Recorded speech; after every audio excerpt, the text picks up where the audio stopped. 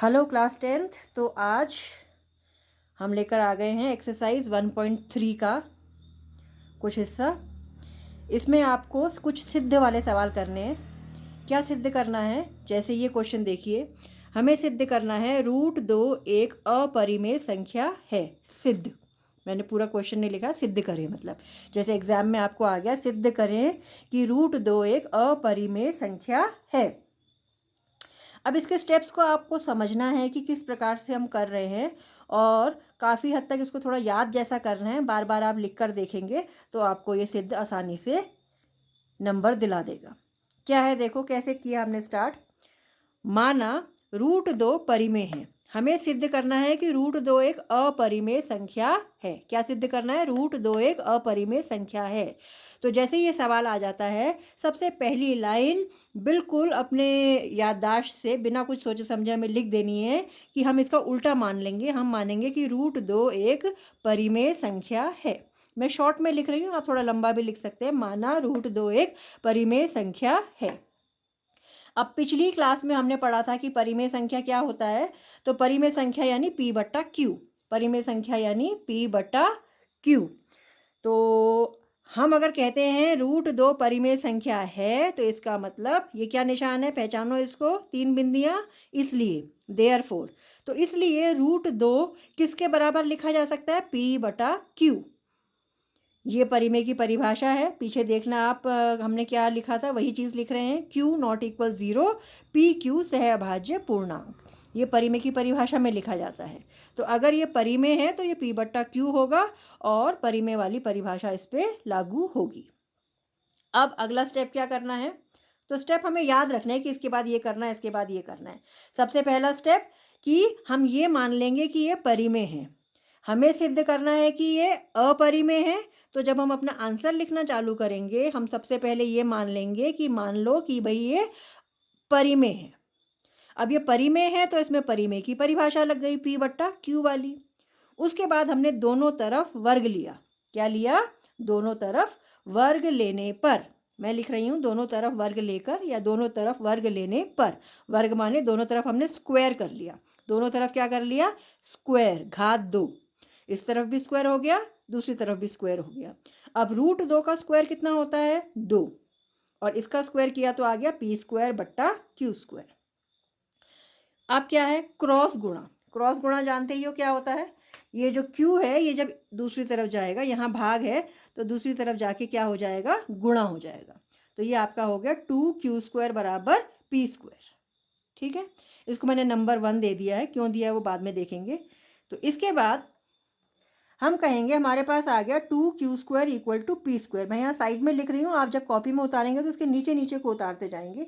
ये जगह की कमी है तो मैंने यहाँ किनारे पे लिख दिया। तो जैसे ही हमारे पास आया 2Q² = P², इसका मतलब क्या हुआ? इसका मतलब हुआ कि जो P² है वो 2 × Q² है। 2 × Q² है, इसका मतलब जो P² है वो 2 के पहाड़े में आता है। 2 × 4 है, 2 × 10 है, 2 × 11 है, कुछ है मतलब। तो यानी P² जो है वो 2 से भाज्य है, या P² 2 से भाग होता है, या लिखेंगे P² 2 से विभाजित होता है। तो हमने लिख दिया P² 2 से भाज्य है, भाग होता है।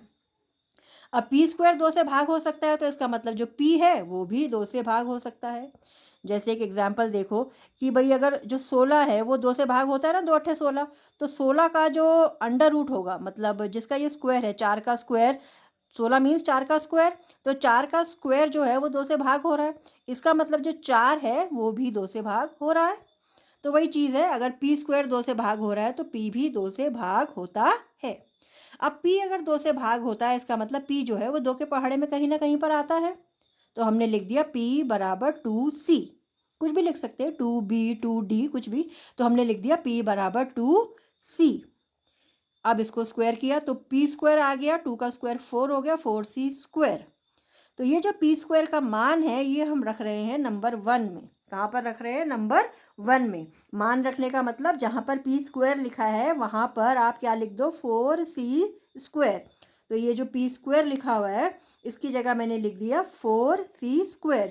तो ये लाइन किस में बदल गई? 2Q² = 4C²। क्लियर है? यहाँ तक समझ आया? अब इसके बाद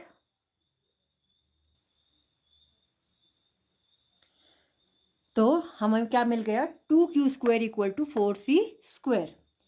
तो वही क्रॉस करते हुए ये 2 यहाँ गुणा में है, दूसरी तरफ जाएगा तो भाग में आ गया, 4/2 हो गया, 2 दूनी 4 पे 1 कट गया, तो आ गया q² बराबर 2c²। इस लाइन का क्या मतलब हुआ, इसका मतलब हुआ जो q² है वो 2 से भाग हो रहा है। जैसे पहले p² 2 से भाग हो रहा था, यहाँ पर q² 2 से भाग होता है। अब q² 2 से भाग होता है तो q भी 2 से भाग होता है। तो इस प्रकार हमने देखा कि p और q दोनों 2 से भाग हो रहे हैं। थोड़ी देर पहले हमने देखा था कि p 2 से भाग हो रहा है, अब हमारे पास लाइन आ गई कि q 2 से भाग हो रहा है। तो दोनों p और q 2 से भाग होते हैं, परंतु शुरू में हमने कहा था p और q क्या है, सह अभाज्य। ये परिमेय संख्या की परिभाषा होती है कि पी क्यू कैसे होने चाहिए, सह अभाज्य। सह अभाज्य माने कोई ऐसा पहाड़ा नहीं है जो दोनों को भाग कर सके, लेकिन यहाँ पर 2 ऐसा पहाड़ा बन गया है जिससे पी भी भाग हो रहा है और क्यू भी भाग हो रहा है। अतः हमारा कथन गलत है, यानी जो हमने बात कही थी शुरू में वो गलत साबित हो रही है। हमने क्या कहा था कि √2 परिमेय है, तो इसका मतलब √2 परिमेय नहीं है। तो इसका क्या मतलब, देयरफॉर इसलिए √2 अपरिमेय है, हेंस प्रूव्ड, अतः सत्यापित। अतः यह सिद्ध हो गया कि √2 क्या है, अपरिमेय संख्या है। बहुत मुश्किल नहीं है, लेकिन थोड़ा सा आपको अलग लग सकता है। आप 3 बार 4 बार इसको लिखेंगे, बार बार पढ़ेंगे तो चीज़ क्लियर हो जाएगी। और बिल्कुल यही स्टेप हम √3 √5 के सिद्ध में भी प्रयोग करेंगे। ये हमने कहा कि √2 अपरिमेय संख्या है। तो जो भी सिद्ध वाला क्वेश्चन आता है एग्जाम में कि सिद्ध करें √2 √3 √5 अपरिमेय संख्या है, उसका जो मेन पैटर्न है वो यही है। आपको शुरुआत कहाँ से करनी है, शुरुआत करनी है कि माना ये परिमेय है। क्या शुरुआत करनी है, माना ये परिमेय है, तो फिर परिमेय की परिभाषा लग जाएगी p/q वाली। फिर हम कुछ स्क्वायर करते हैं, स्क्वायर करते करते हमको कुछ मिलता है कि जैसे यहाँ पर हमें मिला ये 2 से भाग होता है, इसी प्रकार फिर q भी 2 से भाग हो गया, दोनों 2 से भाग हो गए तो वो गलत साबित हो गया और हमको मिल गया कि √2 अपरिमेय संख्या है। ठीक है, क्लियर है। अब देखेंगे बिल्कुल उसी पैटर्न पे, बिल्कुल उसी तरीके से हम √3 का सिद्ध कैसे कर रहे हैं। मैं पूरा नहीं लिख रही हूँ, पूरा डिटेल में आप लोगों ने लिखना है, लेकिन मैं स्टेप आपको समझा रही हूँ कि कैसे लिखना है। जैसे क्वेश्चन आ गया कि सिद्ध करें कि √3 एक अपरिमेय संख्या है। पिछला क्वेश्चन था कि सिद्ध करें √2 एक अपरिमेय संख्या है। बिल्कुल वही चीज़ करनी है, सिर्फ हमको जहाँ पर √2 लिखा था वहाँ पर हमने क्या लिख देना है, √3। जहाँ वह 2 से भाग हो रहा था, यहाँ कितने से भाग हो जाएगा, 3 से। तो देखें, शुरुआत में हमने लिखा माना, पूरा लिखेंगे जब आप कॉपी में अच्छे से अटेम्प्ट करेंगे, ये तो समझने के लिए है। जब आप कॉपी में अटेम्प्ट, अभी आप भी ऐसे लिखिए देखकर, फिर उसके बाद इसको देखकर प्रॉपर आंसर लिखिए जिसमें आप प्रॉपर लाइनें लिखेंगे। क्या लिखेंगे, माना √3 बराबर, सॉरी सबसे पहले आप लिखेंगे माना √3 एक परिमेय संख्या है। या उससे भी पहले हम शुरुआत में लिखेंगे क्या सिद्ध करना है, हम लिखेंगे सिद्ध करना है। क्या लिखेंगे, सिद्ध करना है। क्या सिद्ध करना है कि √3 एक अपरिमेय संख्या है। क्या सिद्ध करना है कि √3 एक अपरिमेय संख्या है। जब हम अपना आंसर लिखना शुरू करेंगे, सबसे पहली लाइन हम ये बताएंगे कि हमें सिद्ध क्या करना है। हमें सिद्ध करना है √3 एक अपरिमेय संख्या है। अब फिर हम लिखेंगे हल। तो हल में हम शुरुआत लिखेंगे कथन।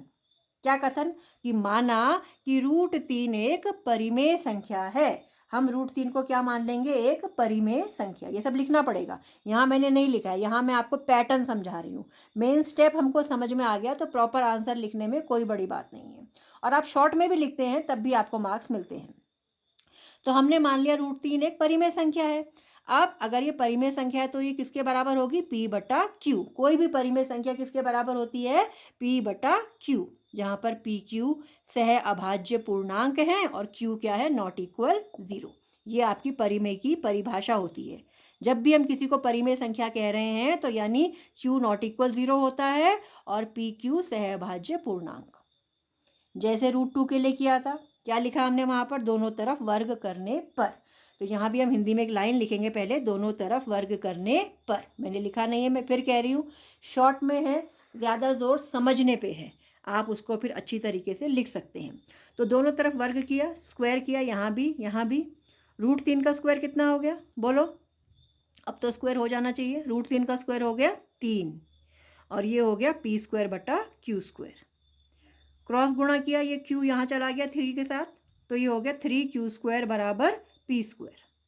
जैसे वहाँ नंबर 1 कहा था, यहाँ भी नंबर 1 कर दिया इसको। अब p² 3 से विभाजित है, ये वही वाली लाइन आ गई, वहाँ आया था 2, यहाँ 3 आ गया, तो हम कहेंगे इसका मतलब हुआ कि जो p² है वो 3 के पहाड़े में आता है, यानी p² 3 से भाग होता है। तो p² 3 से भाग होता है तो p भी 3 से भाग होता है। अब अगर p 3 से भाग होता है तो इसका मतलब p जो है वो 3 के पहाड़े में आता है कहीं ना कहीं, तो हमने लिख दिया p बराबर 3c। कुछ भी लिख सकते हैं, 3a 3b 3c, तो p बराबर 3c। इसका स्क्वायर किया तो p² बराबर 3 का स्क्वायर कितना होता है 9, तो ये हो गया p² बराबर 9c²। इस p² के मान को हमने यहाँ, ये जो नंबर 1 हमने लिखा था इसमें डाल दिया। तो जहाँ हमने p² लिखा हुआ है यहाँ पर, इस p² की जगह पर आपने क्या लिख देना है 9c²। ये देखो, ये p² की जगह हमने लिख दिया 9c²। आप चाहे तो यहाँ पहले इसको लिख लें एक बार, 3q² बराबर p²। हमने लिखा 3q² = p²।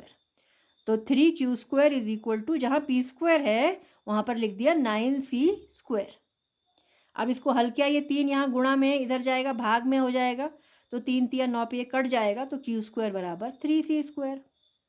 इसका मतलब हो गया q² 3 से भाग होता है। अब q² 3 से भाग होता है तो क्या होगा, तो q भी 3 से भाग होता है। थोड़ी देर पहले हमने कहा था p 3 से भाग होता है, इसका मतलब p और q दोनों के दोनों 3 से भाग होते हैं, तो दोनों एक ही पहाड़े में आ रहे हैं, तो इसका मतलब वो सहअभाज्य नहीं है। और अगर वो सहअभाज्य नहीं है तो इसका मतलब वो परिमेय संख्या नहीं हो सकता। हमारा जो कथन हमने शुरू में लिखा था वो गलत साबित हो गया।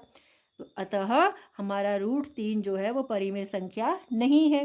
परिमेय संख्या नहीं है तो क्या है फिर, वो एक अपरिमेय संख्या है। तो बिल्कुल उसी पैटर्न पे √3 का भी क्लियर हो जाता है। इसी प्रकार से हम √5 का कर सकते हैं। √5 में क्या होगा, जहाँ जहाँ पर 3 है वहाँ वहाँ पर 5 आ जाएगा, ठीक है ना। और जब स्क्वायर करोगे तो 5 का स्क्वायर, जैसे 3 का 9 बन रहा है, वहाँ पे 25 बन जाएगा, लेकिन बाकी सब वही रहेगा, बात वही रहेगी। सबसे पहले हम उसको मानेंगे कि ये परिमेय है, परिमेय है तो उसको p/q मानेंगे, p/q मान के फिर उसको स्क्वायर करेंगे, स्क्वायर करके क्रॉस गुणा करेंगे, फिर हमें पता चलेगा कि ये तो 5 से भी भाग हो रहा है, 5 से भाग हो रहा है, तो फिर हम इसी प्रकार से लिख देंगे p बराबर 5c। यहाँ हमने 3c लिखा है, वहाँ पर 5c लिख देंगे। तो इसी तरीके से q भी 5 से भाग हो जाएगा। फिर हम कहेंगे ये दोनों 5 से भाग होते हैं, दोनों 5 से भाग होते हैं, तो हमारा कथन गलत हो जाएगा और वो अपरिमेय सिद्ध हो जाएगा। क्लियर है। तो आज की क्लास में आपने केवल इतना ही प्रैक्टिस करना है, अपरिमेय संख्या सिद्ध करना, √2, √3 और √5। क्लियर है। √2, √3 और √5 तीनों के लिए आप करके देखेंगे और स्टेप्स बिल्कुल सेम रहेंगे। सिर्फ अंतर क्या रहेगा, सबसे पहला स्टेप ये रहेगा कि हम इनको क्या मान लेंगे, परिमेय संख्या। तीनों में हम लिख देंगे कि ये परिमेय है, परिमेय है, परिमेय है। दूसरे स्टेप में हम लिख देंगे कि भाई वो क्या है, p/q है, यहाँ पर q 0 नहीं होता है और pq जो भी परिभाषा है सहअभाज्य होती है। फिर हम उनका वर्ग करेंगे। अगला स्टेप क्या होगा, वर्ग करने का।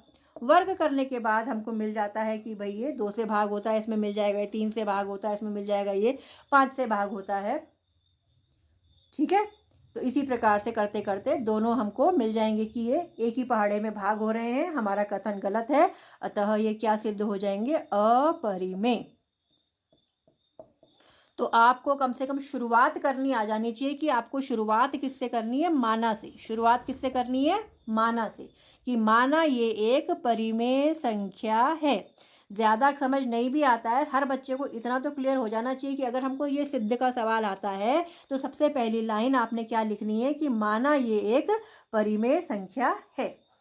और जैसे ही माना परिमेय संख्या लिखनी है, उसके बाद जो परिमेय की परिभाषा है उसका इस्तेमाल कर देना है। ठीक है?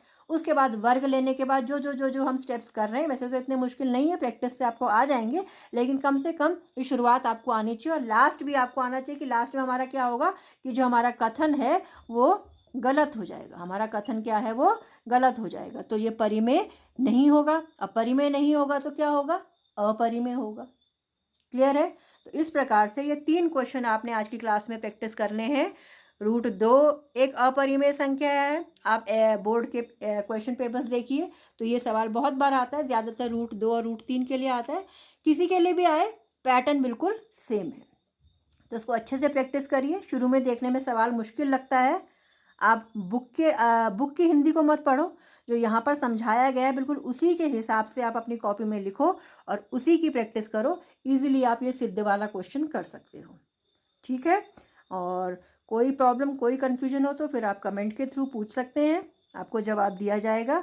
और सबसे इम्पॉर्टेंट प्रैक्टिस करिए। वीडियो को रोक कर जितना यहाँ लिखा गया है उसको पहले कॉपी में लिख लो, फिर उसको फेयर करो।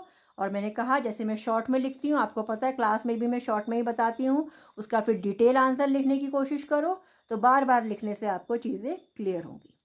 तो आज आपने अच्छे से क्या सीख लेना है, सिद्ध करें कि ये अपरिमेय संख्या है। तो आज की क्लास के लिए इतना ही है, प्रैक्टिस करते रहिए। ठीक है? Thank you.